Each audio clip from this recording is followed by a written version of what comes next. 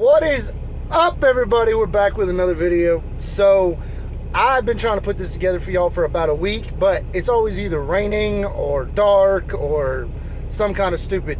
I think I've said in another video, I don't know, I've started to record different parts of this and I'm not sure how it's going to go together yet, so I think I'm going to break it up into 3 pieces, but we'll see. First one's going to be a segment on air brakes, just air brakes, how to do an inspection for if DOT ever asks you to do an air brake test, if you're trying to get your CDL, and if you're in a new truck, or if your truck's been sitting for a few days, or you're planning on going through some crazy weather and or terrain. Just something to keep in mind. You're supposed to do it every day. I don't know anybody that does do it every day because it takes time and it's just a thing. So anyways, without further ado, we'll get to that. Also, don't mind my check engine lights. My dash is kind of angry at me this week, but it's a holiday week, so we're gonna do what we're gonna do.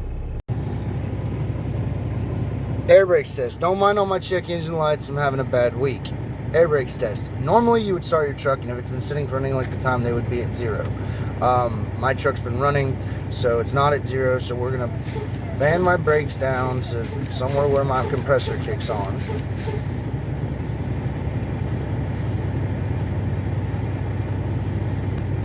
You see it rising, putting on the gas a little bit, that's not the deal. Rising. Don't watch for it. When it gets to 120, there should be a little piece of my gauges. You're above that low. Put it down, you got gas, here.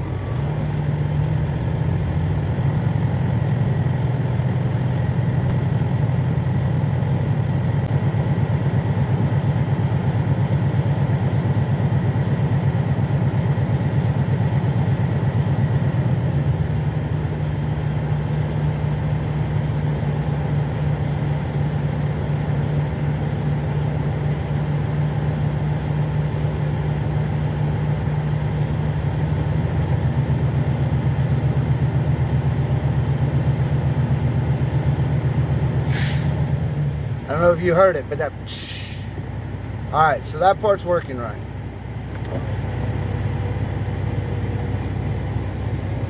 Now, at this point, you're going to turn your engine off. Normally, if you chalked your wheels, you would release both sets of brakes. I'm not getting out to chalk my wheels, so we're going to leave the tractor brakes locked. I'm going to release my trailer brakes. See? Released. You're going to turn the key back on,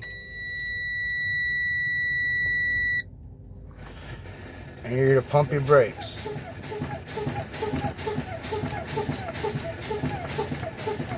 Now if you watch, when it gets to the red, see how it says my brake air indicator came on and my alarms are going off? One or the other has to work by DOT regulations. In reality, you really want both of them working. You should always be watching your gauge when you're driving, but sometimes you're not paying attention, so you always want both of them working. Now you're going to keep fanning them down.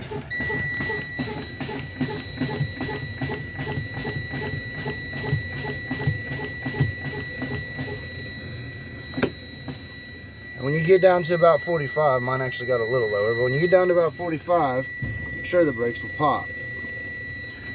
That's to test your tractor protection valve.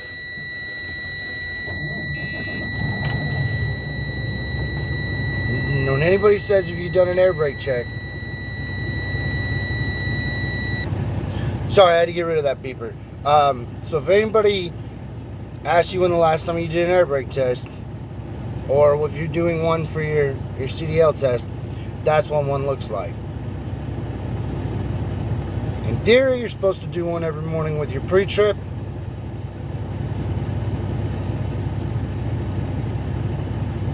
If you drive the same truck all the time and you don't necessarily have a reason to suspect there's a problem, it might not be something you absolutely have to do every morning.